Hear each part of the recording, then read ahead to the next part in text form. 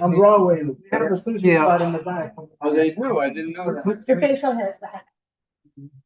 This is not really. No, I just, when you Working shaved it, I was like, I felt like, you know, those videos of those little kids, those toddlers, and their dads shave their face Yeah. and they're like, okay, that's what I felt. I was like, oh, this is a new Danny. Who is this Danny? No, around. It's funny, like when I put my hair like into the, you know, the braids, no one can recognize me. If I have a curly hair, no one can recognize me.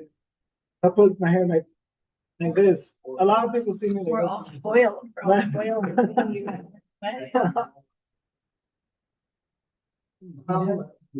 You abreast of all the changes with the run clubs that are that's happening right now. Run club fights. Here, Tell me again, immediately. I need to know everything. and then put, yeah, But. and then go again and put My brother self-view. wasn't here. It's just moving, just this. The old. Everything different, yeah. Okay. Everything is done exactly the same as it's always done. So he's. It just happens to look What's the the way drama? like every time you sat down. Yeah, we can hear. So are we are unmuted and live? Yeah. Yes. Not a problem. Cause I know a lot. God, She's like, yeah. I think tell us. So we are unmuted and live. Yes. Keep our feet out of our mouth. Huh? Happy Global Running Day. Yeah, we can take it down for now. Oh, look at that. Right, but that's still not what I'm looking for, but I'm not going to stress myself because it's. Oh, we didn't see that. 1, 2, 3, 4. Tracy. We're all here in person finally. This is true. Number of childcare. What is this? It's mine. Right? Yeah, we had to buckle down with school, make sure we were going to bed on time and things, and sometimes these. So for everyone online, can you hear? Yes. Yeah. Thank you. They can hear on everything. Look at that. So it is, what time is it? It is 7:12. And we're going to call the June meeting of the Land Use Committee to order. The last one. So I'm Wayne Benjamin and I chair Land Use for CV12. This is actually our last meeting for the first half of the year. We go into recess for July and August, and we will begin again in September. So before we start the meeting, I'd like to have my fellow community board members introduce themselves. So starting at my left. I'm Jim Berlin. I'm also the board parliamentarian. I'm Vivian Ducat, and I'm the public member just arriving of this committee. I'm Heidi Matron. I am the assistant chair of this committee. My name is Daniel. And I'm also on Parks and Cultural Affairs. I'm Tracy McNeil, and I'm also on Parks and Cultural Affairs. And I see that there's an Alyssa Sampson who has her hand raised. So you should be able to speak. Was simply to tell you we couldn't hear. But can you hear me now? Yes. Perfect. And that posting an agenda would be helpful for those of us on Zoom. The agenda is posted to our website. Yes, but giving a link within the Q&A is de rigueur for many community boards, if you don't mind my saying so. It makes it faster and easier. Yeah, that is a great suggestion, and I will But we haven't done that. have the office staff take care of that, because typically when it's sent out, there is a link. So we have a couple of items on the agenda. The first one is an overview of Department of City Planning's Manhattan Plan. My fellow community board land use members may recall, I think earlier this year, when the mayor made the State of the City address, he referenced the Manhattan Plan, but it was fairly new, and our colleagues at City Planning didn't have a lot to share with us at that time.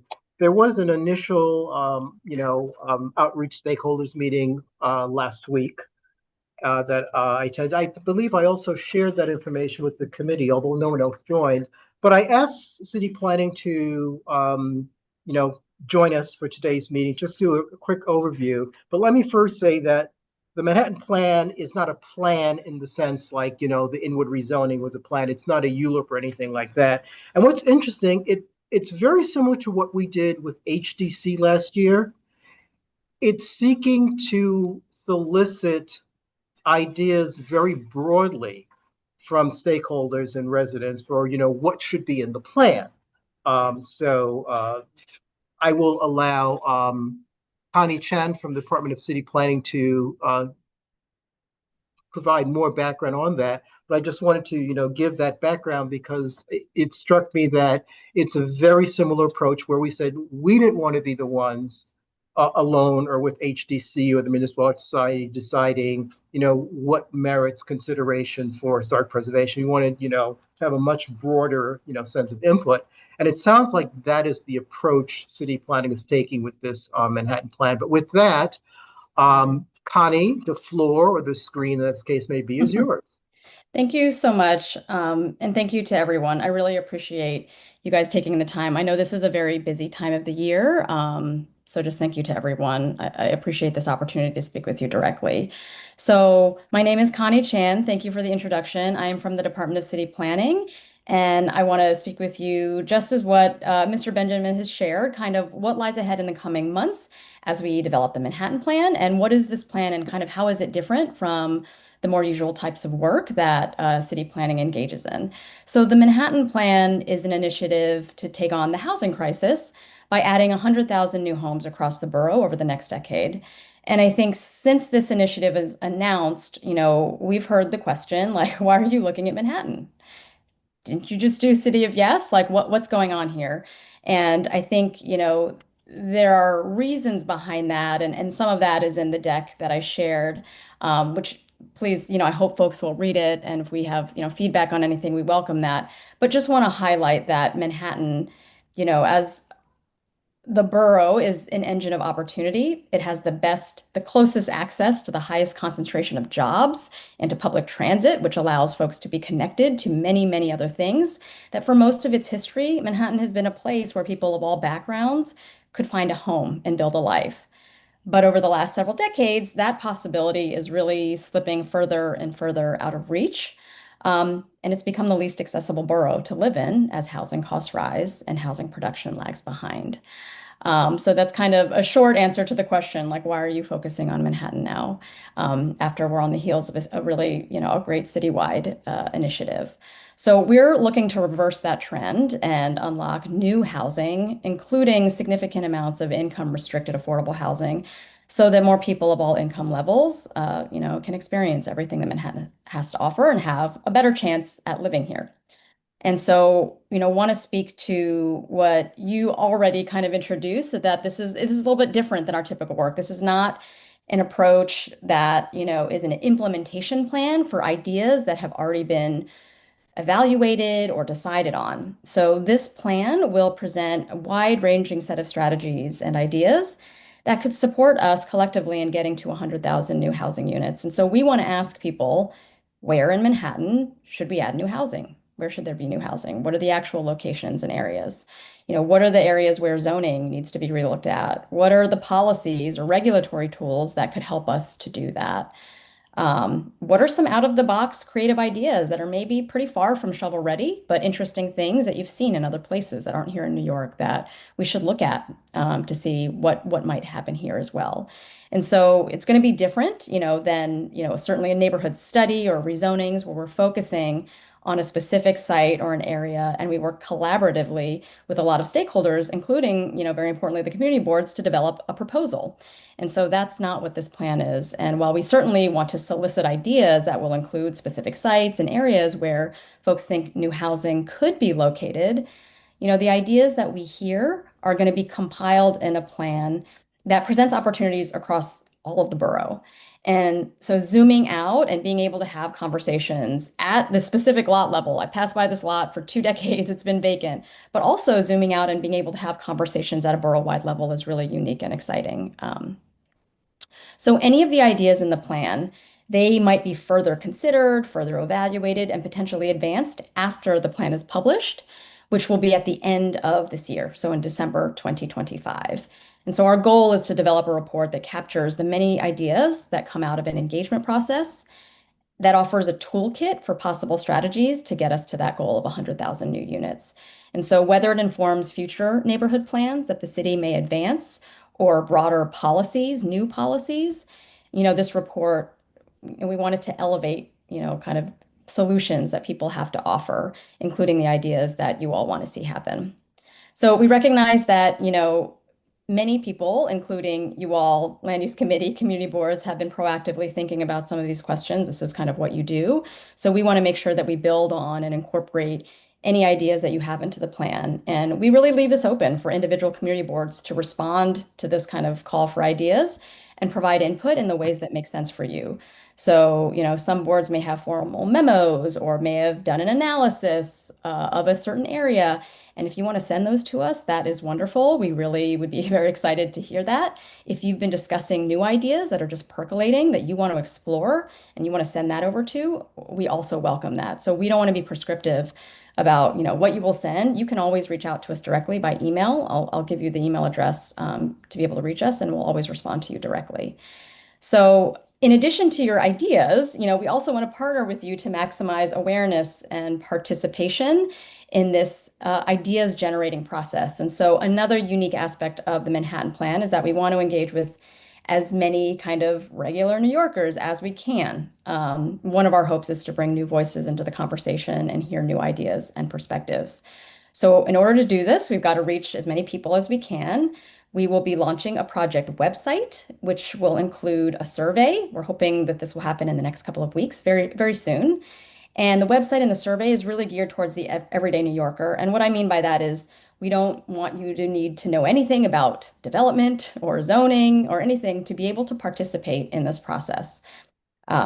So we will also be coming to neighborhoods across the borough at local events to speak to New Yorkers directly and to talk with them and hear their ideas. So we're going to be having at least one event in every community district. Right now, we're thinking of the Inwood Green Market at the end of June, but this hasn't been confirmed yet. And we're open to ideas. We'd love to hear ideas for kind of where we should be if there are better events to consider. So in terms of timing, as soon as we launch, which we are kind of fast and furiously trying to get there right now, from that point on till September, that's really our public launch engagement period, where we're going to be trying to talk to as many New Yorkers as possible, get as many people to respond to the survey. And in October and into November, later on in the fall, we'll be synthesizing all of the ideas that we gathered through the survey, through our in-person conversations, into our email box. And in December, we will publish the plan. So if you all from the board have questions or feedback, or as I mentioned, you want to send us prior work you've done, or specific groups that you think should know about this plan and want to provide their input, or if you have ideas for where we should be tabling, we welcome all kinds of feedback from you, and you can reach out to us at any time. Again, I'll put the email address in the chat. But also some more information is in the deck of slides that was shared last week or with the presentation last week, and would welcome you guys to review that and let us know if you have any questions or feedback. We're really open. So I don't want to take up too much time. I know you have a big agenda, but if folks have questions or, I defer to you all on kind of, if there's time for questions, or if not, if you want to do it by email, I really defer to you all. But thank you so much for letting me kind of speak to the Manhattan Plan. I really do appreciate it. Thank you for joining us, Connie. And I did share the deck with the committee members. Are there any questions from the committee at this section? I didn't really get to type exactly that. That's my question is, if there is a lot of vacancies in the city, why don't we also look at that as a plan instead of having to build more?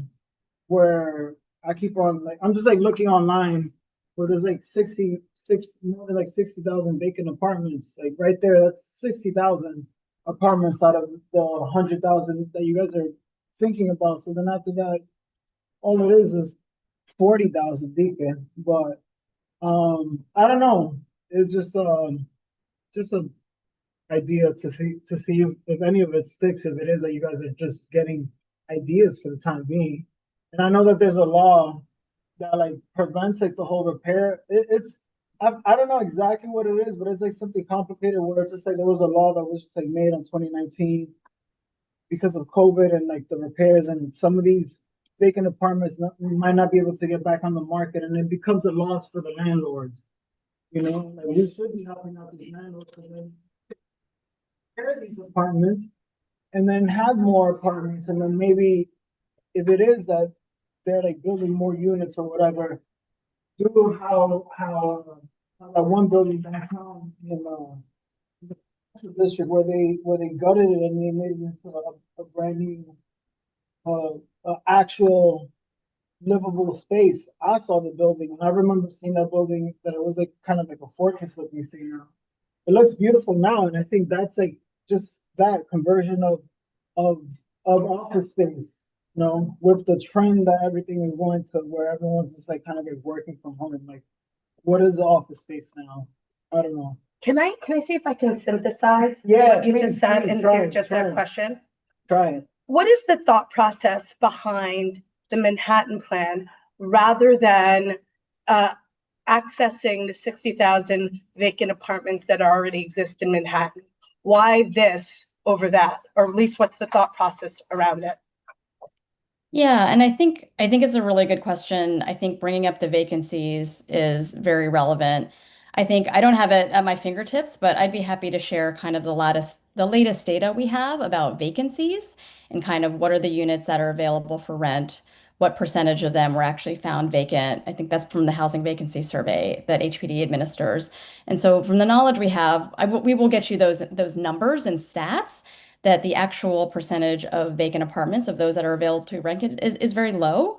But I don't want to cite numbers. I don't remember them, but I'd be happy to get those to you just as kind of context so that we're kind of speaking from the same like best available data that we have, but very much hear you on, we want to hear all kinds of ideas. And the Manhattan Plan is really focused on, addressing the imbalance between supply and demand, which has a lot of kind of pernicious outcomes. But whatever is on your mind on the topic, like we want to hear it. And so I really appreciate that. And I think the data is certainly something that we can pull and share with you after this meeting and would be really happy to do that and kind of continue the conversation. The second point that was brought up about conversions, I mean, I think this is a great point too. Like, not every idea is the most novel thing. Things have happened in the past. Maybe they've been one-offs, but we can always expand further. So I think office conversions is something that has happened. City of Yes facilitated office conversions to kind of took it to the next level to make more buildings eligible for this. But at the same time, I think we can be pushing the envelope potentially, or for anyone to say, why don't we push the envelope even more? How do we make it easier for this kind of a project that I've seen that's really inspiring to happen? And we could do that across all kinds of things. I think, just thinking about City of Yes in particular, it loosened regulations in lots of different areas. And I'll just take one example. I'm not saying it's a good example, but like it loosened parking regulations to make it easier to build housing. Like we could look at it even more. I'm not sanctioning that, but I'm just saying that like when you bring up the things that you think are worthy of looking at, they don't have to be brand new ideas. They could be kind of creative, really out of the box. We haven't heard it before, but they could also be, pressing on things that we have been looking at and going even further. And I think that we really welcome that. There are a couple of hands here in the office, but before I get to that, online, we shouldn't use the chat or Q&A to have like a separate discussion from what's going on in the meeting. So if there's a point that you want to raise, raise your hand and you could be unmuted so you can speak, because all of this, it needs to be one meeting and it needs to be recorded in the minutes. And regarding Fort Washington Collegiate Church, there was an email that came to Heidi and I earlier today from the office. That was on our May agenda. That's not on the June agenda. But what we also learned is that's really being spearheaded by our Housing and Human Services committee, not land use, because the issues surrounding, that particular, matter relate to, services that are provided to the community. It's not like planning and discretionary actions that land use would deal with. And so, just want to, point out that, if there's something that someone who is attending virtually wants to ask, wants to comment, raise your hand and you can speak like everyone else. I don't remember if it was Vivian or Jim, so I'm over. so that means Vivian will go first. Ladies first. All right, anyway, Okay. I was curious about the breadth of the program, because I mean, things like transportation, subway stations are already too small. And what if you were in a peripheral area, you would need buses to get in? I mean, how much of this are you also enacting or coordinating? Yeah, this is a really good question, and I think is a natural thing to come up, which makes a lot of sense. And so, just to kind of emphasize that this is a report filled with potential strategies. Any of these could be picked up and advanced. Many of them may not be, or they may be advanced 10 years from now. We're not analyzing a development proposal in this case, of a discretionary land use action that would go along with the environmental review, where we would say, okay, great, at this subway station, we have a problem. At these intersections, we'd have a problem. We need to look at potential mitigations. Like, that's not the kind of, we don't have a proposal. This is kind of a toolkit of ideas. And so I think you're asking, but let me know if I misunderstood it, is like, to what extent is the planning for these expanded housing units going to account for infrastructure and related needs that would need to be invested in order to support that level of growth? Is that right? To be considered, if housing was not in a vacuum. Yeah, no, I think it's a good question. So, for example, if there are things that are elevated in the report, whether it's by community boards or others, and they eventually get picked up and advanced in the form of a neighborhood study, which is kind of in the portfolio of work that the city advances, then that, yeah, I think you all are familiar with that, obviously, but like the EIS and the planning and the infrastructure and all of the interagency, the analyses would accompany it when it moves forward. But because at this point, it's not a plan to actually implement any specific strategies, it's really about generating ideas. That infrastructure planning isn't happening now. But at the same time, I think your question really raises a really relevant point, which is that I think that we as a city can kind of share about how we plan for infrastructure in general outside of the context of an EIS for a neighborhood rezoning. And I think that's something that we are interested in kind of shedding more light on as we have conversations with people. Because aside from a neighborhood rezoning, capital agencies are always planning for infrastructure. They're always monitoring things and they have their own processes for planning out, whether it's in 5 years, 10 years, 20 years. And that is something that I think we need to think about how to shed some light into that process, because the question is very relevant. I'm gonna pile on to everything that was just said. To begin with, insofar as there are vacant apartments, they should be a prime source of, additionally available housing. And some of this is tied up in the concept of density. If you just keep on building housing, and nothing but housing, then as Vivian pointed out, you won't have the available infrastructure, you won't have schools, you won't have various kinds of open spaces and parks. And as you pointed out, there are mechanisms out there that deal with. But on the other hand, it's important to keep the big picture in play. So just to reiterate and summarize, can't just build, additional housing, because essentially the infrastructure we have now, probably in every imaginable way, could be improved upon. We in Washington Heights and Inwood have a lot of parkland, but we could always use more or more convenient parkland and open spaces and such. And obviously inherent in the housing, you'd have to provide, food stores and the like, and other infrastructure. But again, and not everyone agrees about density, but I think most of us here in northern Manhattan, we sort of like it the way it is. By the downtown standard, this place is not dense at all, but by our standards, to what we're used to and what we're comfortable with, it's plenty dense. Denser than Greenwich Village. Right. So, dense, and I really do. In fact, years ago, I worked in Sweden, and they built a housing project. It was very interesting. It sort of looked like a mountain. So as you got closer to the center, the buildings got taller and things got denser. And all the trouble in this new project was where it was dense. And the surrounding parts that weren't as dense all did much better in terms of, the happiness of the people and the crime rate and all that. So, obviously zero density is ridiculous, but, density per se is not necessarily a good thing. So there are a couple of people online, but I would point out that if the Manhattan Plan is an idea generation process, and everything that is being said heretofore about vacancy infrastructure can be submitted as ideas for the plan to consider. Amalia, you should be able to speak. Can you hear me? Yes. Great. Hi, thank you so much, Connie. And hello, committee. I was here for Fort Washington last month. Sorry, I'm not to be on camera, but I guess maybe I can submit this, but I was wondering if there's like an approach from the administration to be protecting infrastructure, specifically, like what's going to be protected from being rezoned for housing. Yeah, like what are the interests at play? I don't know if you mean by infrastructure.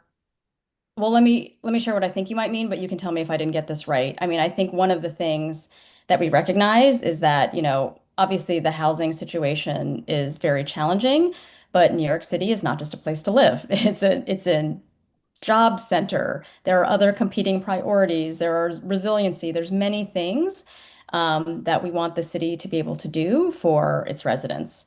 And so while this plan is focused on increasing supply of housing to offer more choice and to kind of address that imbalance between supply and demand that, hits at costs and results in, displacement and all of these kinds of things, we're not saying that every single idea is what we should do, that we've got to throw everything at housing and every site's got to be housing.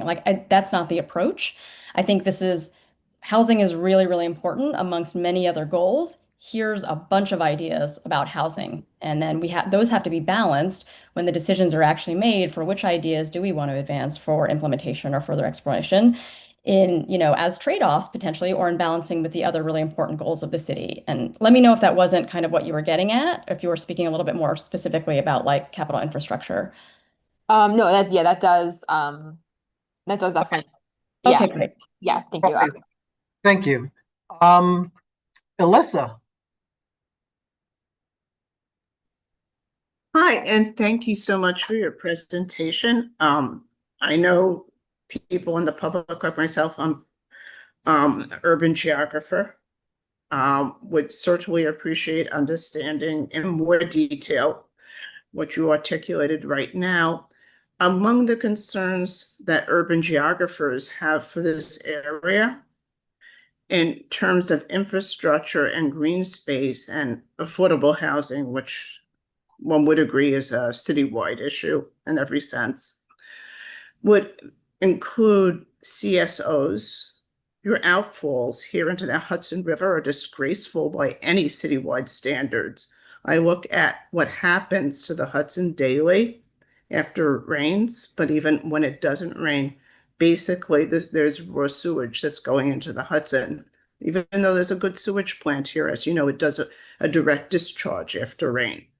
So a plan that does not address in detail the fact that the outfalls are very problematic in this area and affect the recreational and health opportunities in an area in which minimally, by any standards, 20% of the population is way below poverty line, speaks to the racial and economic disparities in this area. I may also suggest there are a number of unused places in which development was started unsuccessfully, meaning developers got access to land and then did nothing with it. Taking a look at 181st Street and St. Nicholas Avenue is a wonderful exercise in seeing how things did not happen. So understanding plans in great detail, and because, I understand you need the overview, you need the bucket, and you need the thinking, but that old-fashioned expression, the devil's in the detail, is what people are hearing. And as somebody who's interested in the collegiate church, frankly, it is from 1910. Preservationists are interested in it. Local politicians are interested in it. In its history of Moore's community, it has green space. Having it fobbed off to housing, I don't know.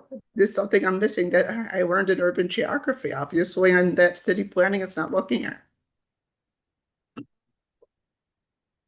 Before we go to there are a couple of people online. Before we go to the next one, there was a email address that Connie put in chat, and I want to read it out so that you can have it in the minutes.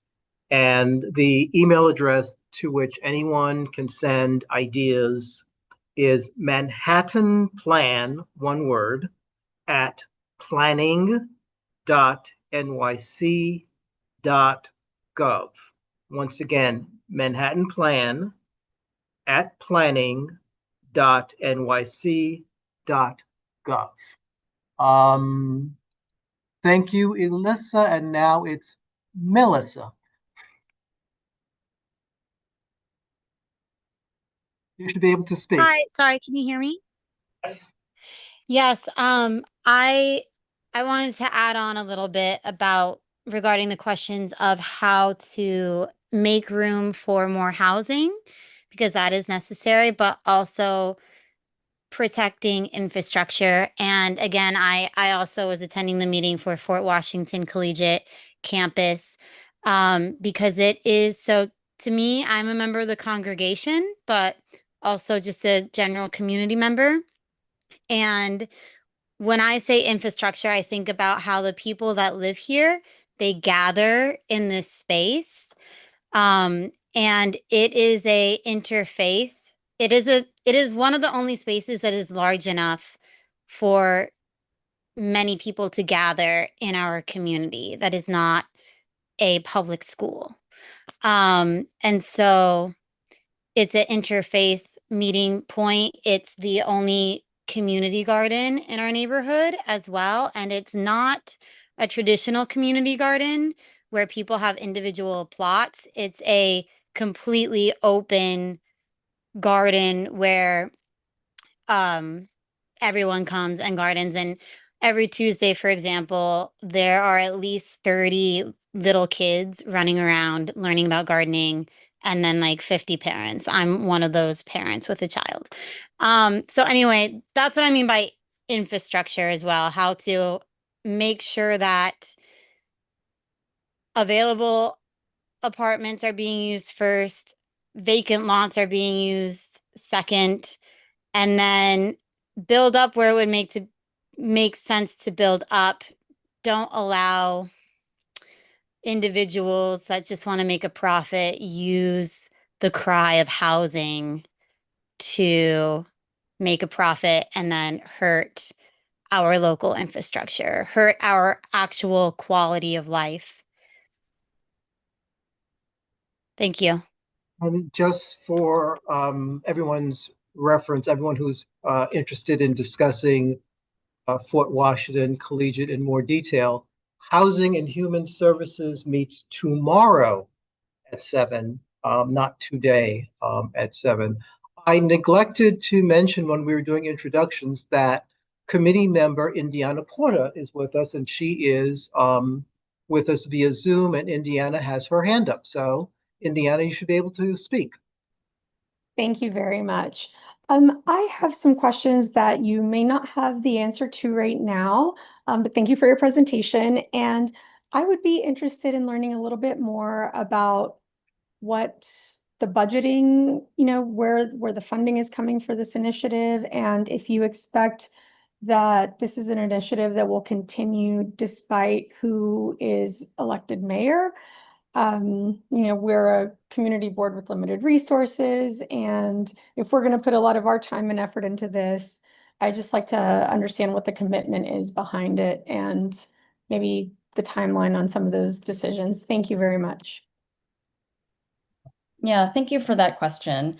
It's a really timely question. So in terms of timing, the report itself, which we will do our best to kind of reflect back as a synthesis of what we hope will be very wide-ranging strategies, some of which may be very tangible, vacant lots that could be, developed through some kinds of actions, to more ideas that are further out and would require a lot more, review, research, investment, whatever.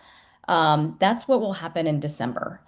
In terms of a commitment from the city to move forward any of those potential things, that this report will not have those commitments. Like, the purpose of this is kind of the pre-commitment stage of saying, in 2026, January 2026, after this report is published, there will be decisions made to move forward all kinds of initiatives, housing and otherwise.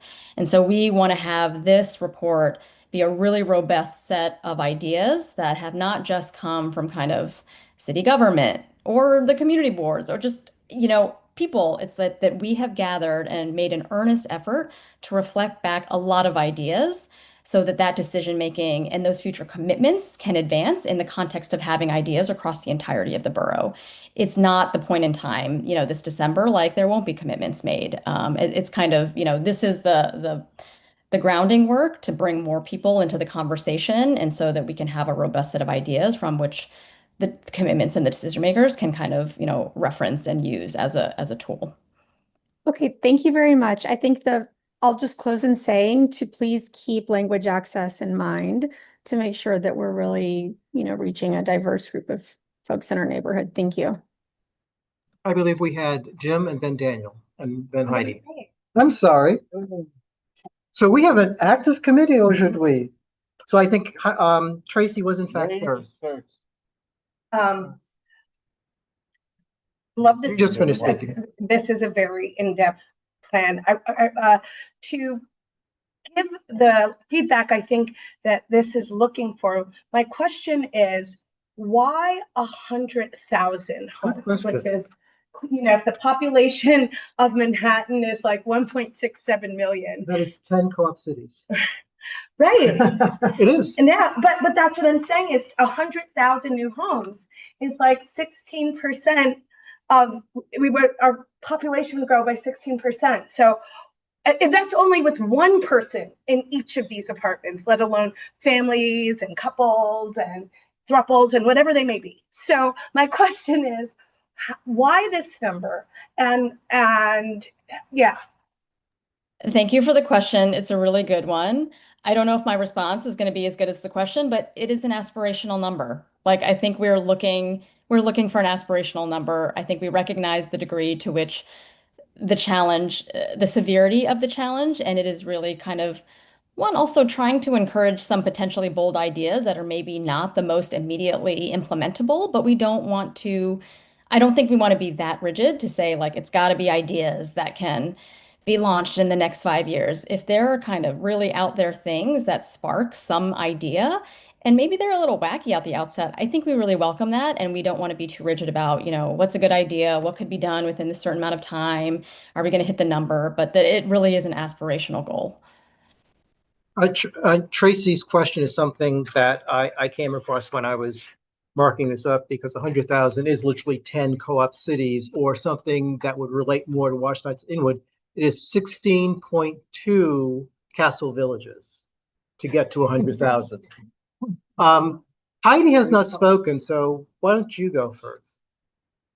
I was curious about what you all envision the final report to be. Is it that you are going to catalog all of the ideas that you receive, or are you planning to highlight the ideas around which there is broad consensus, probably things like make more affordable housing? I'm just sort of curious about what you envision actually being in the final result.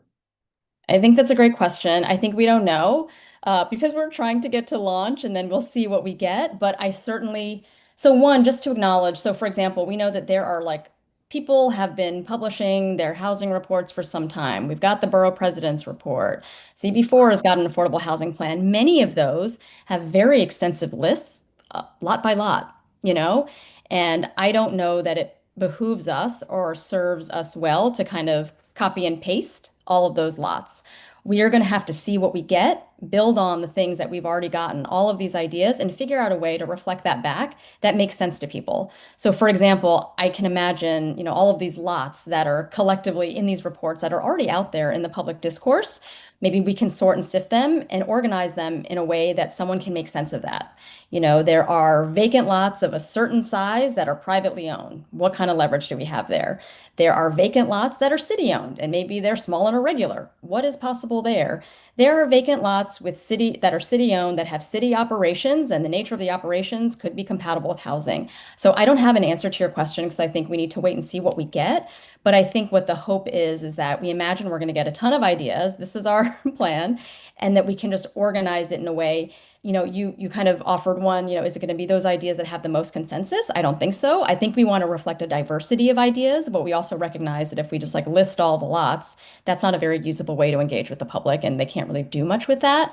And so it's a good question, and we're going to have to figure that out as we get incoming ideas. What is the best way to organize it so that it's readable and legible and usable?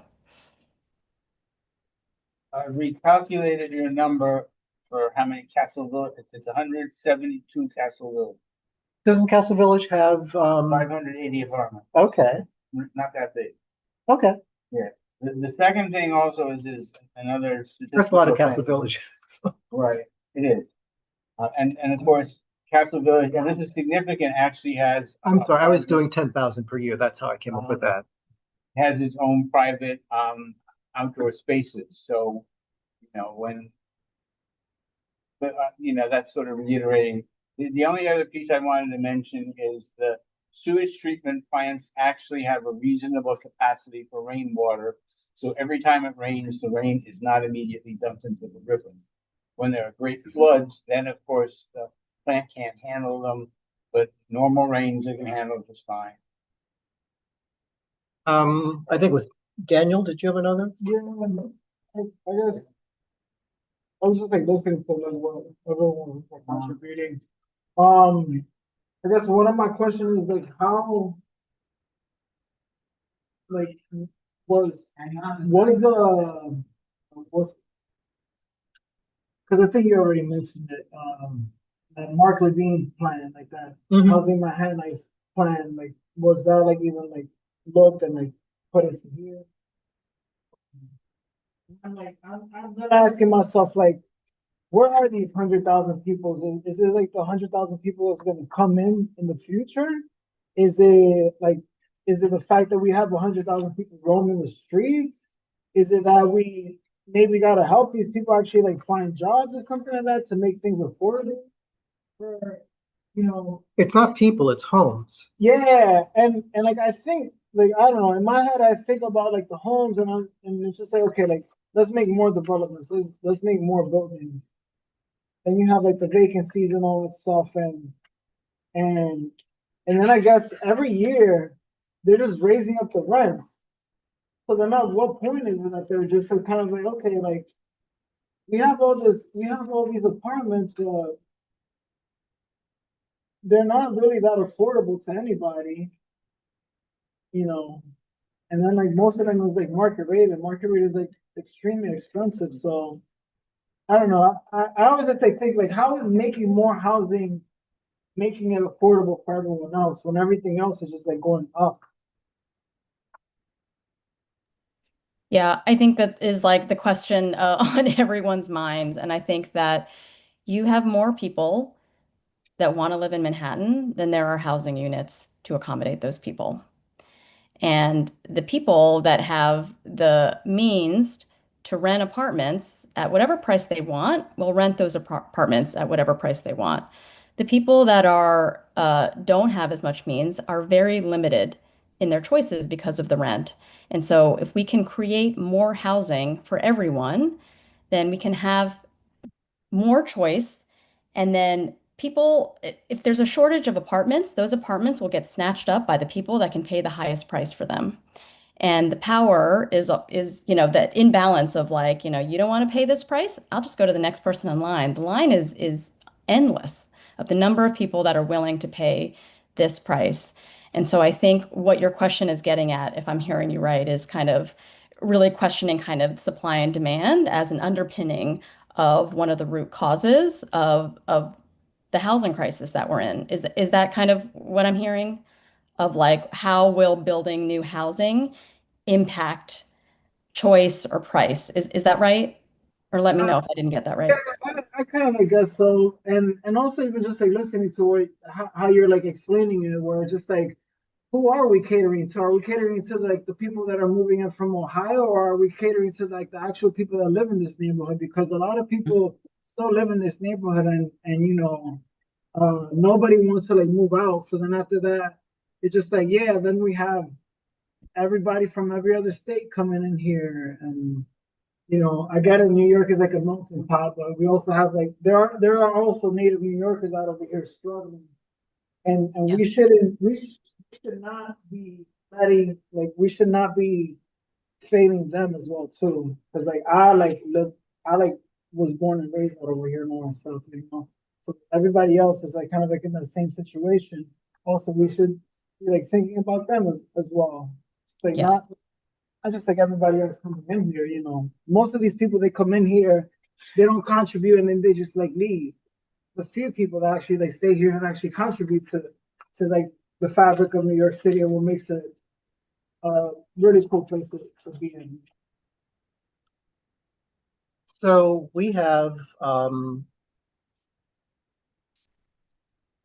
I guess, a sense of what the intent of the Manhattan Plan is.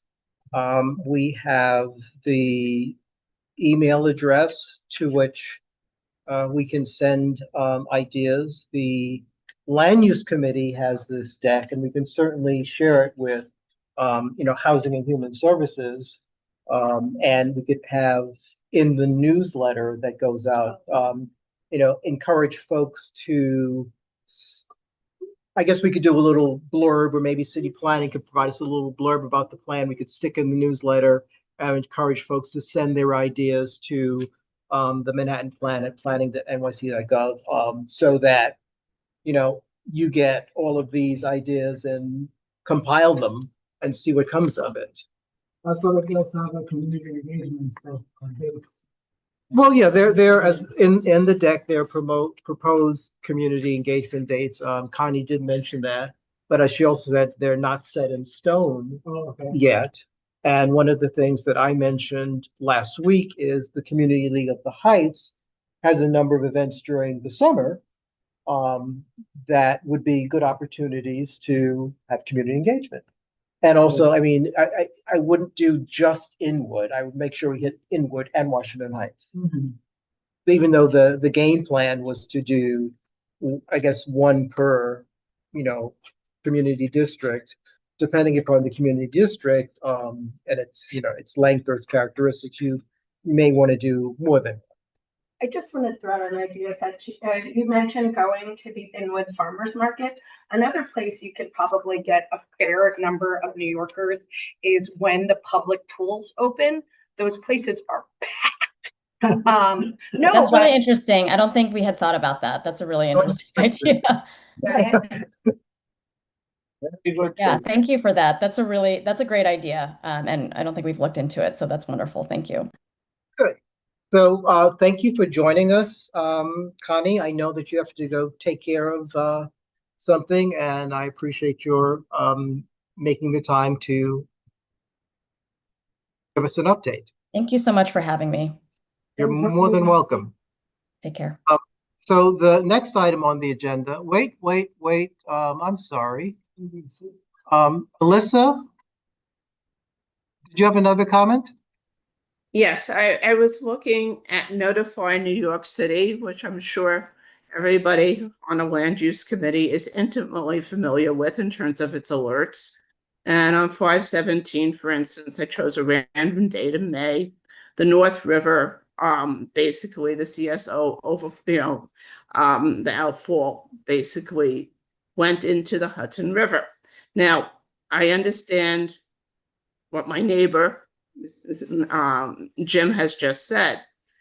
Typically, these things are triggered by large rainfall, but in fact, they are triggered by rainfall that is increasing in New York City. And the plant, while it is relatively new, cannot be a substitute for not looking at sewage systems if the city is seriously engaging in the idea of adding 100,000 residents to Washington Heights without engaging with its current infrastructure, which, as many have just pointed out, is challenged. And Yeah, the so challenges include the Hudson.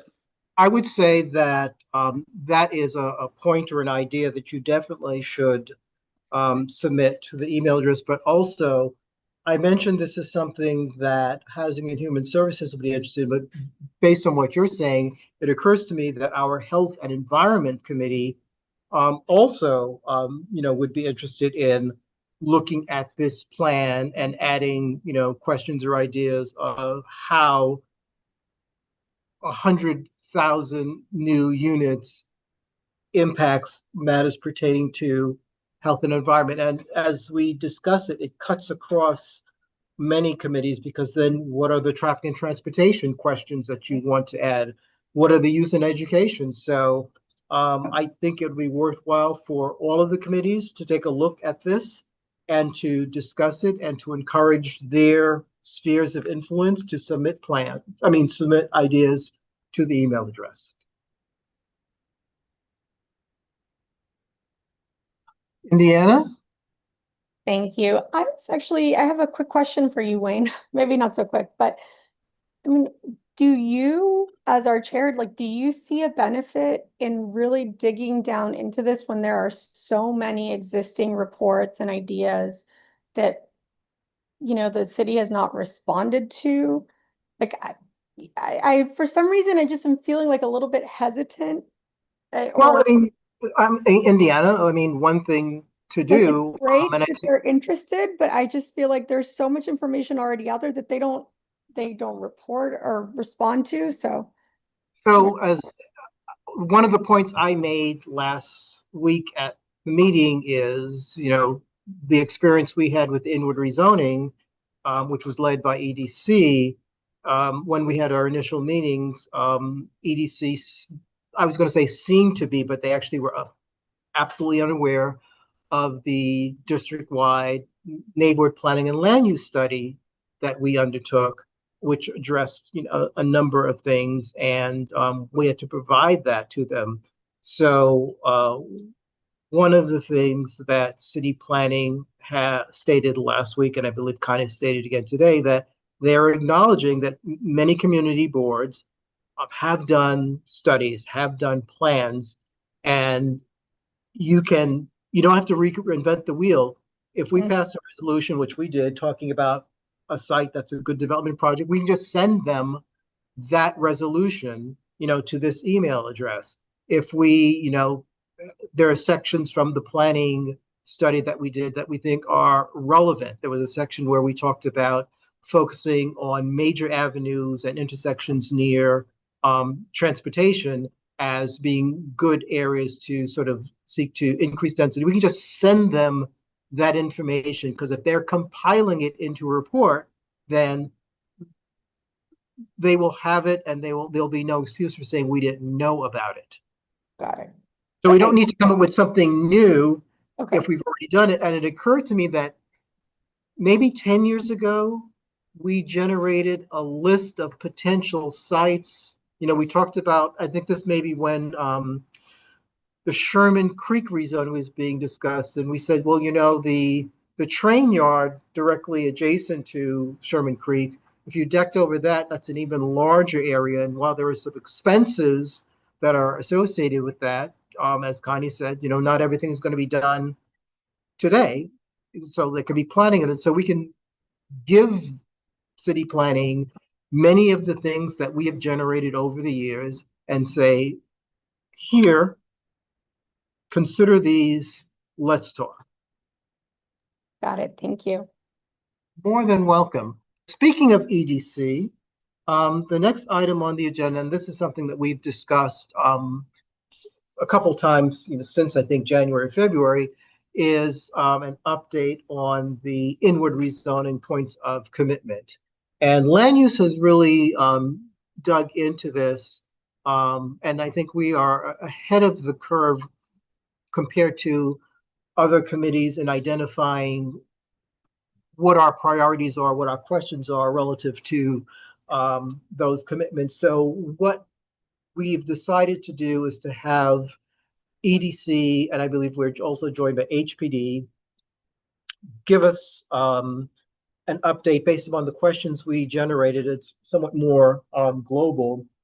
And in September, to have that public town hall meeting that we discussed, where EDC will be in charge of pulling together all of the relevant, city agencies to address that. But also part of that is the other committees need to generate their questions or their areas of focus so that EDC knows who to bring to the table and what things to discuss. But we've shared with EDC, I think we've generated more than a dozen questions, a lot of them dealing with, finance and schedules and, getting more detailed information. But with that, I know Madison Hernandez from EDC. I don't know if you've met the entire land use committee, so why don't you introduce yourself, introduce your colleagues, and take it from there. Hello, folks. Can everybody hear me well? Yes, we can. Okay, amazing. Good evening. Thank you, Chair Wayne, for giving me the floor to speak today. I do want to introduce myself. My name is Madison Hernandez. I'm the new Assistant Vice President at the EDC's Government and Community Relations team. I started about 3 months ago, and so it's been really great getting to know this board and this being my first time in front of the board. So hello, and it's really nice to meet all of you. As Wayne mentioned, we've been in conversation over the last several weeks as I get situated in my new role to kind of understand this rezoning and kind of some of the questions and lingering comments related to all of the different points of agreements that were laid out back in 2018. And so I'm the sole EDC representative this evening, but I do have my colleagues at HPD who came to join and in support of answering some of the housing questions that are related to the POA. So I'll let those folks introduce themselves. Sure. I'll kick it off. Hi, everybody. Glad to be here with you tonight. I'm Sarit Platkin, the Executive Director of Neighborhood Planning and Equity Initiatives. So we're the team that leads all the neighborhood plans, both supporting our agency partners and kind of leading our own HPD neighborhood plans. Excited to chat more with you about Inwood, and I'll turn it over to Joy. Hi, I'm Joy Reeser. I'm the Deputy Director on the Manhattan Planning Team. Let me know if you have trouble hearing me, but yeah, also excited to join all of you tonight to talk about the Inwood plan. And to just kick us off, I thought it would be helpful if I shared my screen. I put together a small deck just to kind of level set some information and kind of bring us back to 2017, 2018, when all of this stuff was really moving. I'm sure many of the folks in the virtual room and also in the physical room are well familiar. But just to kind of base our conversation and get into some of the questions that were received by both EDC and HPD, obviously with the goals of later down the line, kind of answering more robustly with our other sister agencies at the table. I just thought it would be helpful to lay some history and then get into what we can today with the folks we have at the table. And so I'm just going to share my screen.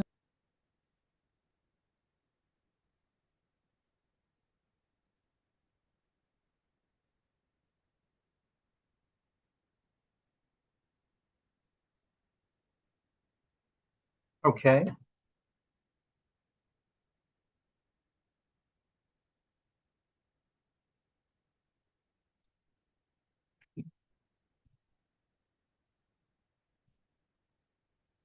Can folks see my screen? Yes. Amazing. Okay. So let's just get straight into it. So today we're just going to go through a little bit of the history of the plan, the community engagement that was behind the plan, the rezoning, and some examples of the points of agreements that were discussed. And so we're looking at the history and the context. Back in 2017, there was an action plan that was really started 2 years prior to kind of address some of the rising development pressures, housing insecurity, and general underinvestment in the area. And especially with Inwood being a very unique neighborhood within Manhattan, being rich with immigrant and working class folks, being one of the truly last affordable neighborhoods in Manhattan. So having a really unique perspective and real concerns about development pressures potentially coming into the neighborhood, which kind of launched into this 2017 action plan in response by the city. And so the goal, and led by EDC, was to create this long-term comprehensive vision for Inwood's future with the folks who are going to be impacted the most in mind and at the forefront of the conversation. And so it was one that really balanced growth with affordability, looking at equity and looking at community needs. And so as you see, I put a brief little timeline on the bottom to kind of show like how long this plan was in action for. And kind of looking at the community engagement that happened here. Over 2,500 residents participated in the planning process through workshops and forums and surveys. And here you see some snapshots from the forums that happened. And so the feedback really was focusing on affordable housing, jobs, open space, public space, cultural resources, and really protecting the neighborhood's identity. And so the community input really shaped both the rezoning framework and the broader investment strategy put in place. And so in June of 2018, the rezoning proposal entered the formal ULURP process, which I'm sure this committee knows all about. And so after All too well, yes. all too well, to say the very least. And so after this extensive public review process, the city council approved the plan in August of 2018, alongside of points of agreements outlining additional community investments for the neighborhood. And just to get really quickly into some of what was within the zoning plan, it was designed to allow for mixed-use development along underutilized areas, especially along the Harlem River waterfront, apply mandatory inclusionary housing to ensure permanent affordability within the neighborhood, supporting local jobs, small businesses, cultural centers, public amenities, and once again, preserving Inwood's character while also being future looking and looking towards what could happen and how we could invest in the community without changing the community's identity. And so just to get a little bit into the POAs these are very brief summaries, and those who know, the points of agreements are quite long and they're extensive. So we're just going to provide some quick summaries and then kind of get into some of the questions that were raised. So we had focuses on small businesses, workforce development, and cultural investments. So support for, as I mentioned, local businesses, job trainings, and pathways to careers through new programs and community-based partnerships. Funding and support for arts, culture, and immigrant-serving institutions, including a new community cultural center. We have the new desire for a new 15,000 square foot immigrant research center and performing arts facility to celebrate the immigrant experience, and providing technical assistance to bolster the capacity of local cultural organizations. And so I'm just going to stop right here for 1 second and talk about the Immigrant Research Center and Performing Arts facility, and that the most recent update that we have on this particular site was that it was 25 million was approved by OMB last month for this specific center. And DCLA will be running the lead on that funding and those capital improvements. And so we have 15 million in capital funding, and then 125,000 per year in expense funding. And so just wanted to kind of give that caveat for that particular center, and answer one of the questions raised about support for small businesses And something when I was speaking to the Upper Manhattan Empowerment Zone in preparation for this meeting was talking about microloans and how small businesses can be supported going forward, and questions about, I'll pull up the actual specific question that Wayne, you provided me, just so we're on the same page, was the status of the pilot Inwood Retail Initiative through the Upper Manhattan Empowerment Zone. And so since we're on the small business page, just kind of, when I spoke to their folks, it essentially was that as the points of agreements was in 2018, soon after a year and change later, we hit the COVID pandemic. And so, which kind of put a pause and reframed how the Upper Manhattan Empowerment Zone was kind of looking at microloans and programming related to small businesses, and then reframed that program to kind of apply more broadly to nonprofits and small businesses throughout Manhattan. And so there are existing programming, and I can send the link to this committee or direct you to UMass particularly. But this programming kind of absorbed that program and provided more funding available to those small businesses and extended the eligibility criteria to even nonprofits as well. So just wanted to.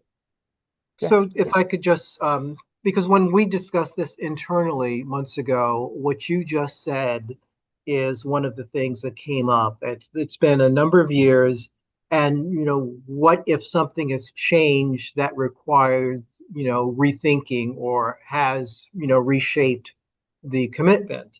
And with this particular one, that's pilot program was modified by UMass. That's the kind of thing that we, and I think in particular our business development committee, we need to know more detail about that. The fact that information is available on UMass's website is great, but it doesn't help. We should say that commitment X has been modified and it's now absorbed under this initiative, and it expands opportunity, doesn't take away from that. So we need more information on that. No, I think that's a really great point, and will lead me to a later point about kind of some of the general timing and funding questions that were raised by this committee, and concerns about the quality and the in-depth information available through the current city's tracker, which has all these commitments available online, but isn't necessarily as up to date as I think everybody in this room would hope and would want, and kind of can be quite general. And so understanding and hearing that frustration and that concern, and we'll talk about that in a moment.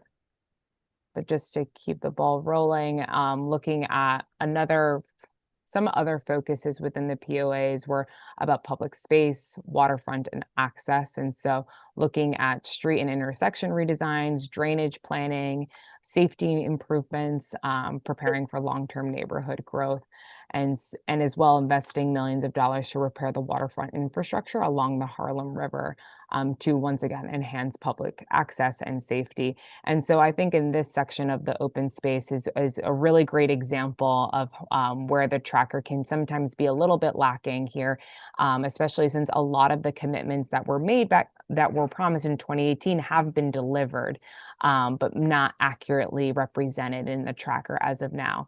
And so just pointing out some few examples within the POAs that have been delivered but aren't necessarily as of yet updated. So looking at the Highbridge Park and the court amenities, the Inwood Hill Park, adding adult fitness equipment, moving a little bit towards the MTA portion of the questions, that the one train stop on Dyckman Street was made fully accessible in 2023.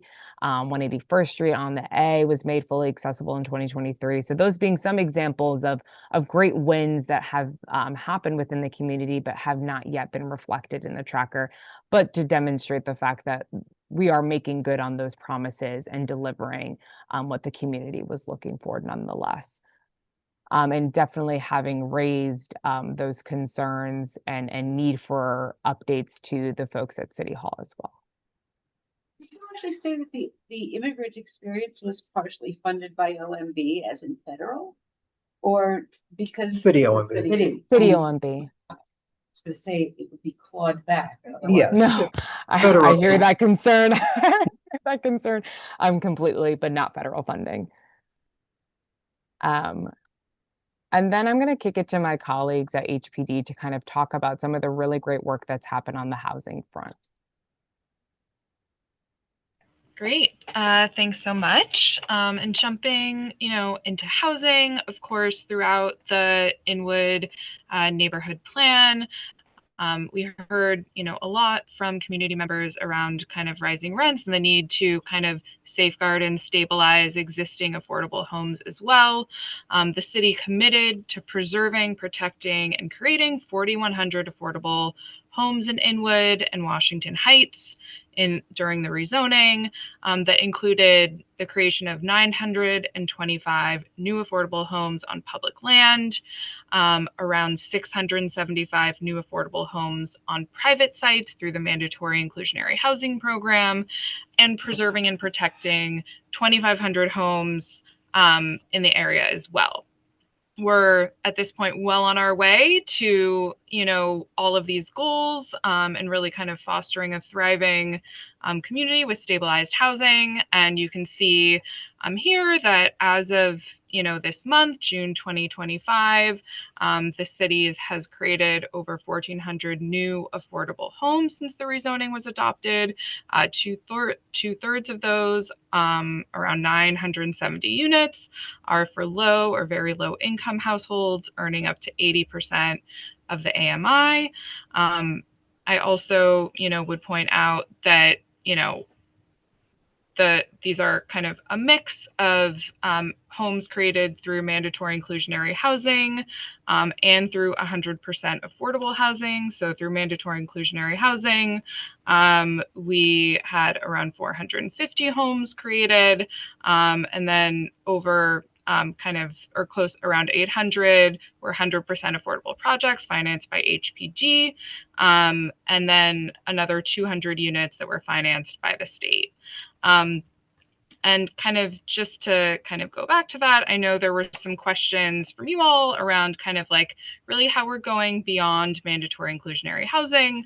And I can talk, a little bit about that. Would just say MIH, of course, is the best tool that we have to create permanently affordable rent stabilized homes on private sites. The best tool that we have to go beyond that really is to, maximize affordability on public sites. On public sites, the city has, the discretion to kind of use our public financing to kind of work with community members to do public engagement and release RFPs that reflect those community priorities and really kind of target specific populations and kind of housing program types. Sorry, we have a lighting issue here that kind of meet the community's needs and kind of like reflect those conversations. So we have kind of a couple of projects that we want to highlight on that front. The Eliza, the recent Inwood Library development, 174 deeply affordable homes, serving households between 30 to 60% of the area median income. That's, anywhere from 1,600 for a studio, from 800 on the low end up to 1,600 for a studio, or from 1,000 on the low end up to 2,100 for a 2-bedroom. And then what's, also very exciting about the Eliza is the, 21,000 square foot library, a universal pre-K classroom, and community facility space. Another project we're really excited about in the pipeline, the Inwood 9th Avenue RFP. The RFP was released last October for, a city-owned site on the waterfront that is going to have around 600 affordable homes, a portion of which will be deeply affordable. The development team has not been selected yet, so we don't have kind of as much detail about that project and the affordability, but what we do know is that it will include a STEM center and create an accessible waterfront. And we're excited to come back to you all once we do have more information about the selected developer. Beyond that, the 1,400 new affordable homes, these are homes in development projects that are completed or nearing completion? You muted So yourself. yeah, I did. Yeah, sorry, was just getting the lights back on again. So yeah, the 1,400 homes are a mix. So right now we've got the 175 homes in the Eliza that have completed construction. 1,400 really means that these have been completed in terms of they are financed by HPD. So they are no longer in HPD's court. They are now in the developer's court to construct the project. Okay, so they're not created yet. They're in the process of being created. It's a mix. Yeah, It's okay. a mix. And so We could- in terms of preserve over 1,500 homes, is that also something that is a mix? A mix, you mean in terms of like I mean, have you 1,500 actually, means 1,500 HPD has completed the financing of 1,500 preservation homes. Okay. And exactly the status of like renovation, I don't have that. okay, so I mean, by preservation, we're looking at, renovations or improving, infrastructure, speaking of which, and utilities for existing residential buildings. Exactly. Okay. Yeah. So yeah, happy to talk a little bit more about preservation. I know you had questions about that. So we've, preserved over 1,500 affordable homes. We've also supported, tenants facing harassment through, our robust tenant organizing program called the Partners in Preservation Program that fights displacement through funding local community-based organizations to do tenant education, outreach, and organizing. So in Inwood, Partners in Preservation touched over 600 households. It resulted in 25 tenant associations being formed. And what's really exciting is that this program, Inwood was one of the pilot neighborhoods. This program was relaunched last year as a citywide program. Northern Manhattan is one of the focus areas. And so it has been refunded or funded anew with Community Voices Heard as the lead nonprofit who's also working with other kind of local organizations. I know you also had a question about the Tenant Harassment Task Force. So this is a Tenant Harassment Prevention Task Force. This is a task force that, has ramped up enforcement of kind of bad acting landlords through a partnership between city and state agencies to really kind of root out some of the worst offenders and really prevent and fight harassment that's related to maintenance and housing quality. So it's, working with the city working with the state to ensure that we're really kind of going after these kind of worst offenders that are kind of that are preventing kind of improved housing quality. And then tenant resource fairs were another question. We, do tenant resource fairs to, provide a range of resources related to rental assistance, eviction prevention, housing discrimination. We've had around 1 to 2 per year in Inwood since 2018. These have been very well attended. I think the last one in 2024 had over 100 participants. And so that's, something that we intend to continue to do and are going to plan to do one in the coming year. And then you also asked about the Landlord Ambassador Program. So I have a little bit more information for you about that. So this is a program that actually doesn't exist anymore, but we have a new program being relaunched that is going to take its place. So just to remind everybody what it was, it provided free technical assistance to owners of small multifamily properties to really kind of help stabilize their property, both in terms of kind of financial assistance and legal assistance. The new program that's going to replace it is going to be called the Owners Resource Center, and that is essentially very similar. It's going to be technical assistance for rentals and cooperatives that are over 3 units, targeted at physical and financial stabilization. And that program hasn't been launched yet, but it's ramping up and we're excited about it. So yeah, I think those were kind of many of your questions. There were more. We have written responses to all of them, but happy to take any other questions that you have right now. The committee member who raised the question about the ambassadors program is with us tonight. However, I mean, her point was, if the program was so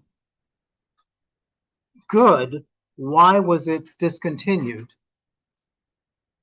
Yeah, I can talk a little bit about that. So I think you're right. The program was so good in that it provided a very, very valuable service to stabilizing kind of rent stabilized buildings and funding and preserving them in areas where tenants really needed that.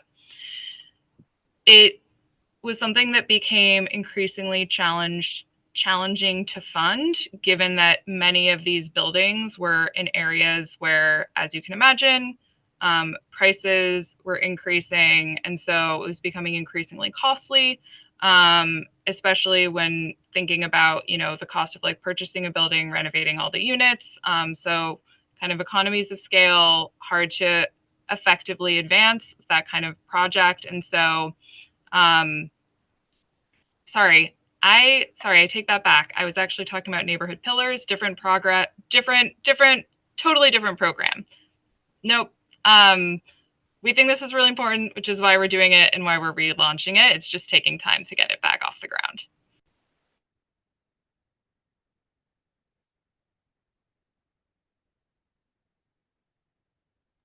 I do just want to note that I did take the PowerPoint off the screen because that was the end of the PowerPoint, but did want to kind of speak a little bit to the concerns that were kind of brought at the top of the questions related to funding and timing.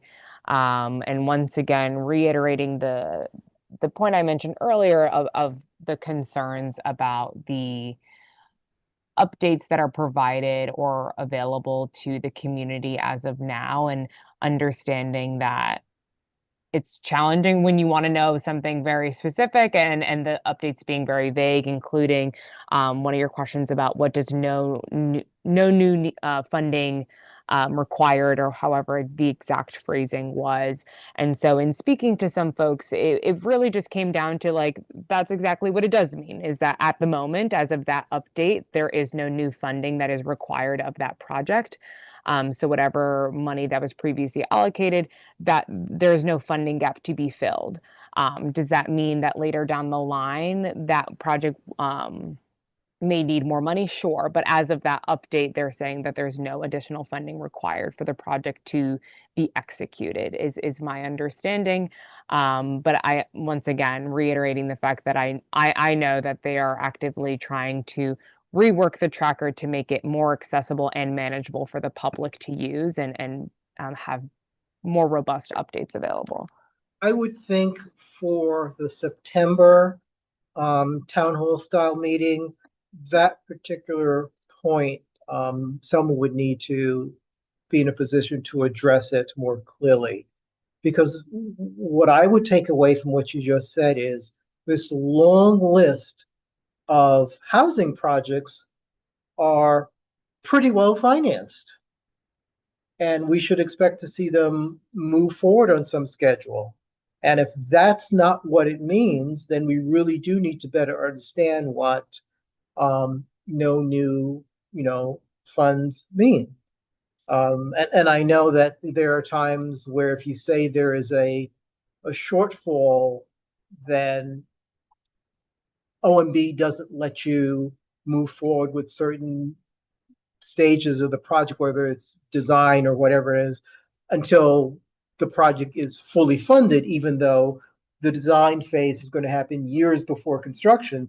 But if you're being told that no new funding means that at this point in time, the funds allocated to a whole list of projects is satisfactory, then someone in September needs to say, yeah, that's the case. And if it's not the case, they need to be able to clarify what that really means. Understood. It would be great if it means everything is funded and it's just a matter of scheduling it, but I would be surprised if that's what it means. Understood. And I hear you loud and clear. And I think that there are particular instances within the POA where that is exactly the case, or the commitment has been fulfilled and just hasn't been updated to reflect the fact that the project has been delivered. but I hear you loud and clear. And just to talk a little bit about the funding streams that you asked about as well, understanding that the main two funding pockets, which I'm sure the folks here are very familiar with, are typically from city capital, which is commonly for the physical infrastructure, and then for more operational and programming, that's more likely expense funding, and those being the two main funding streams for the commitments that are laid out within the tracker.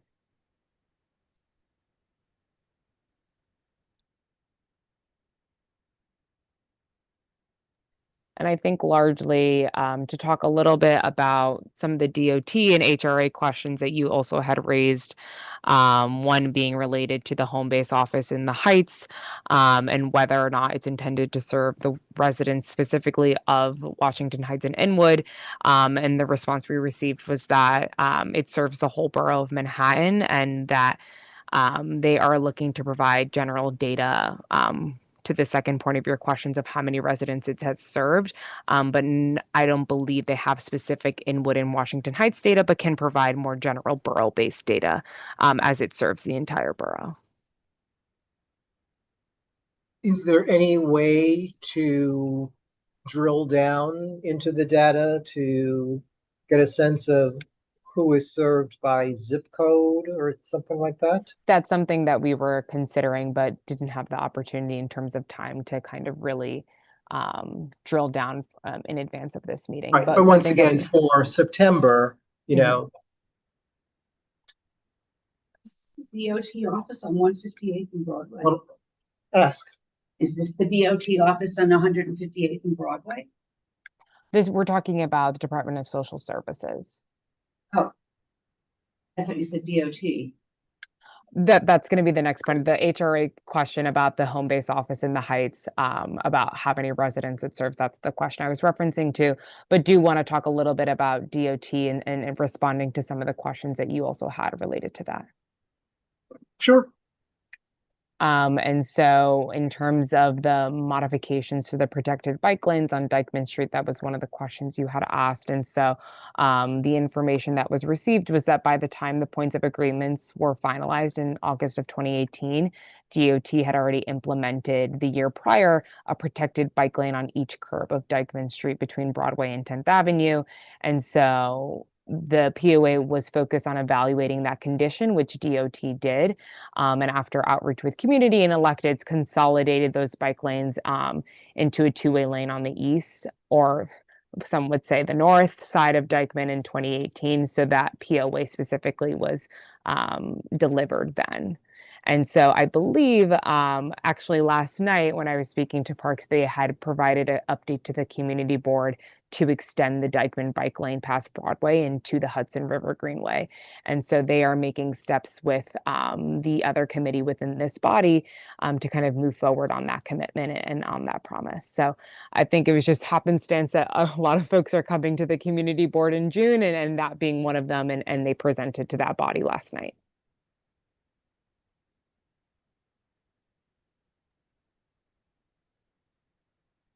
And then I think one of the final questions that we have responses to, I provided some brief updates on MTA scheduling to make them fully ADA accessible. One, as I mentioned, the 181st Street on the A and Dyckman Street on the 1 were both made fully accessible in 2023. And then for 207th Street and 191st on the 1 were recently announced as funded stations for the 2025 through 2029 capital plan. And so the details on timing are a little bit fluid and unclear as of now, but the full plan is underway. And I believe those are the vast majority of the questions that you had answers to those questions you had provided. I believe there was a question in there from Steve Simon, who is no longer on the land use committee, but still on the board. And it concerns, I think, the Department of Sanitation garage that's in Inwood that serves the Upper East Side. And his understanding, being Stan Michaels, chief of staff for nearly a quarter of a century, is that there's supposed to be sort of a coterminous, thing where the garage is supposed to be in the district it serves, and why is the Upper East Side, their garbage being tracked through East Harlem and Central Harlem and West Harlem into Washington Heights. Why isn't it staying in on the Upper East Side? So there was supposed to be a move to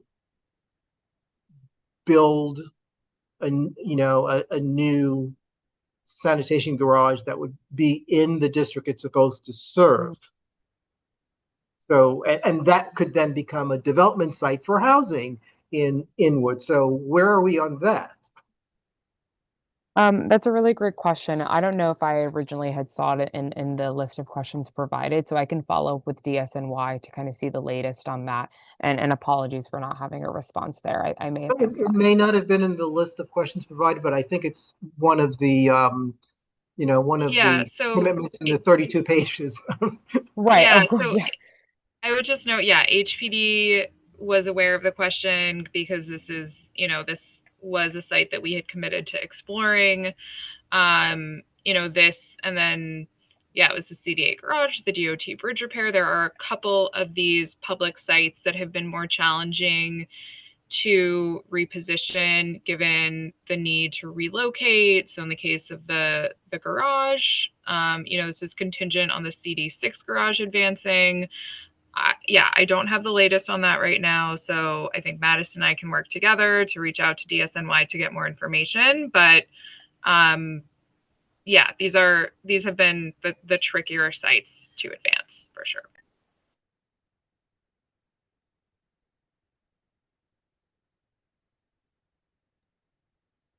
Anything further on your side? I think that is the bulk of the responses that we have prepared for the body today. But obviously, as you noted, with the commitment being extensive in nature, not having all the agencies at the table today, looking forward to having other opportunities or when we receive additional written questions or concerns or focus points, or even hearing today kind of what the questions are. Eager to understand a little bit about what folks are looking to know more about. And will you be able to share with us any written responses Yeah, that you? that's the plan. Yeah, Okay. prepared in the coming days to provide the full written response. Right. And I see a hand from Indiana. Thank you. I've got two questions. The first is you mentioned that the tenant organizing, I believe, initiative had been kind of slowed down or stopped and then would maybe pick back up. I was wondering if you had a sense of why and why now. And if you expect that that will pick back up before the election. Additionally, I just, again, I think maybe just building on Wayne's point, like I would really like to see a little bit more information in whatever written materials you send us or in September about that program, why it was slowed down, also the one about legal services. And I think maybe more than a question, it's a statement. Whenever you guys are hit some sort of roadblock with funding, limitations, it would be great if you would come to us to get a sense of what we maybe would like you to prioritize or consider prioritizing. Hopefully that is something that like we can keep track of more closely once the website is updated more regularly. But I, would almost say like I put it on you guys that when there is something that is impeding progress or we're not going to meet metrics or you've got to pick between allocating resources towards one priority over another, it would be great if you could come to us and see what we value and we might recommend prioritizing. I would also add to Indiana's comments that when you hit a roadblock, let us know so that we know that there's a roadblock. Yeah, I can just quickly respond on the tenant organizing piece. I think maybe I wasn't super clear. So I want to be clear that with the tenant organizing program, Partners in Preservation, this wasn't a matter of like a roadblock or slowing. It was actually a pilot program from 2019 to 2021. We had that pilot. We, touched the 16 households, created the 25, tenant organizations that I mentioned. what is happening now is that because the pilot was actually so successful, it has been now expanded citywide. And Northern Manhattan is now one of the focus areas in this citywide program. So it's now in kind of 3 major focus areas across the city with many more community-based organizations and much more funding. And it has already started. So it is currently happening. CVH is funded. The work is now happening. And I'm happy to give anyone more information who is interested. Yeah, so sort of a test of a concept. The concept worked well, and the concept is being expanded. Yep. Which is great. Chair, I have one more follow-up question, if I may. It would be great also in September if you can let us know if any of the projects are going to change subject to the City of Yes, I guess like allowances that they may qualify for, so that we know, any changes based on City of Yes. Noted. Thank you. And hopefully, if there's any change, there are changes for the better. Do you have any questions in here? I don't see any more hands online. So I would say to Madison and is it Sarit? Sarit. And Yeah. Joy, thank you for joining us and for providing this update. If there are additional questions that we generate or that the community board as a whole generate, we'll certainly send them to you, Madison. I believe you are the point. And I'm sure before September, there'll be more coordination so that we have, the agenda set for the town hall meeting. We have to, because we have to pick a date, a time, and a venue. So there'll definitely be coordination. So thank you so much. Thank you all. I really appreciate the time and best of luck on the rest of the meetings for the rest of June. Okay. Is there any new business? Excuse me, is there any old business? Is there any new business? I see, hang on a second. Amalia. Hi. Hi. Yes, sorry. I know we've taken up too much space. I wanted to follow up, if appropriate now, to this committee in specific, about the Fort Washington Collegiate, because there were specific questions that came up in this committee that I wanted to just touch back on. We're not following up on that. Housing and Human Services is in the lead on that. Okay. I know people specifically had questions here, so we have a board member who could answer them now, if that's helpful, about Well, I like. mean, if there's anything you want to share quickly, that's fine. But what we and I think in the subsequent discussions, even with our board chair, our concern and our focus is on the programs and services, to the community, and that falls squarely within the jurisdiction of Housing and Human Services. Right. No, I appreciate that. Yeah, we did want to share. We have Melissa on the board, I think, who should be here. Just because so many people have had questions about why this is coming up now. And like it's been going on for so long. And I just feel like people in the community should know why that is. And it's because of like I would suggest having that conversation with Housing and Human Services, so that they continue to be CB12's point and repository for all information on this. That makes sense. Okay, thank you so much. And they are meeting tomorrow at 7. Yeah, we're planning to be there too. We just wanted to follow up with both of you since we were here last month. Great. We appreciate that. Yeah, I appreciate you. So I guess we will follow up with them. Is that what you're saying? Okay. Yes. And I see Melissa Thomas Baum. Hi, yes, that's me. That's who Amalia was speaking about earlier. I'm the board member from Fort Washington Collegiate Church. I'm sorry, we're speaking out of turn here, but just real quick, There were some question at the last meeting about the local board's stance on the closure of the church, and I just want to be clear that the local board has opposed the closure of the church, and we submitted a formal objection letter, and I'd be happy to send you that objection letter if anyone is interested. But in addition to that, I know, I mean, in relation to the land use committee, and somebody asked in the Q&A, we are seeking to get landmark status, and I know that is related to land use committee, and it would be great to get your support in that. Yeah, but as I shared in the text, and as I mentioned, we shouldn't use Q&A in chat because that's not being recorded. But someone asked, I mean, in chat it was asked, about pursuing landmark designation for Fort Washington Collegiate Church, and this actually did come up in the past. And I mentioned when I kicked off the meeting and the discussion of the Manhattan Plan that the Land Use Committee and the Historic Districts Council launched a survey to have folks identify buildings and areas that they believe merit consideration.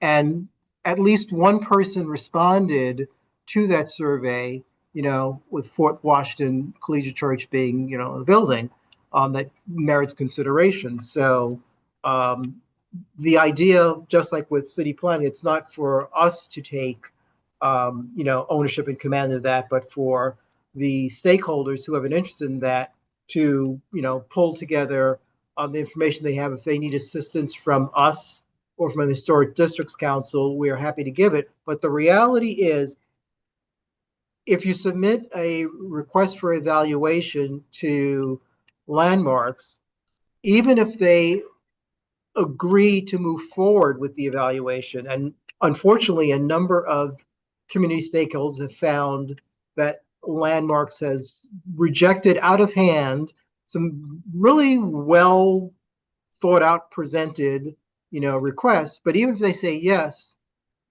it took, was it 6 years or 8 years to designate the Audubon Terrace Historic District? And we were told that's quick at Audubon Park. So LPC designation is not something that is going to be helpful here and now to address the issues that Fort Washington Collegiate Church are, facing. I understand. Thank you. We're just looking for as many tools as we can to help slow down the closure process. So, but thank you for that explanation. Not a problem. I see Santiago. Is it Emily Santiago?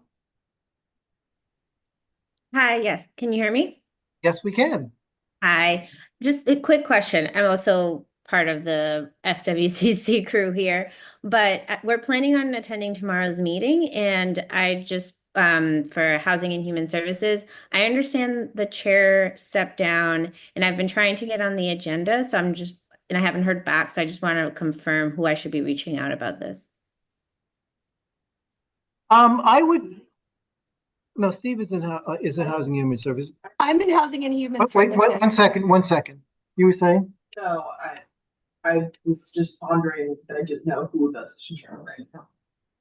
So I would contact do we know who the staffer is? Is that Paola or is that Naomi?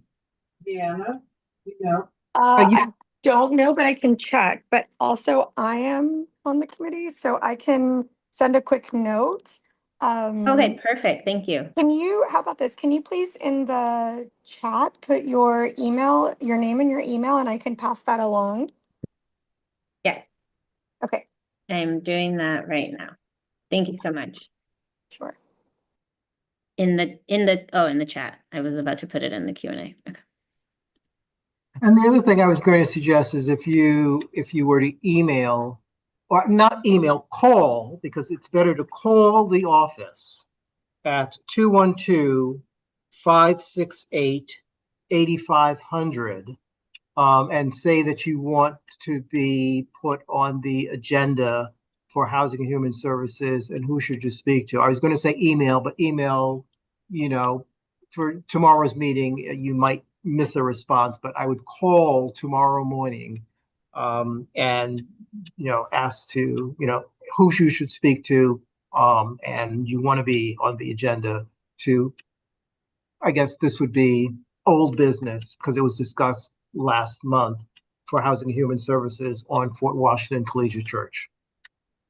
Okay, thank you. Just one, I put my name and email in the Q&A because the chat is disabled. Got it. Thank you.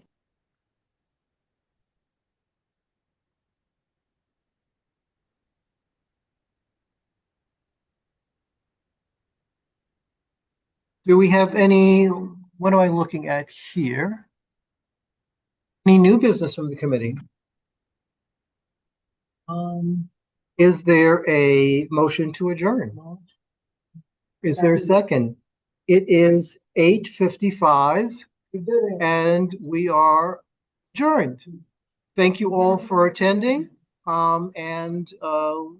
Well, the committee is adjourned. We will be back in session in September, but we still have a general meeting this month, and everyone is free and encouraged to attend.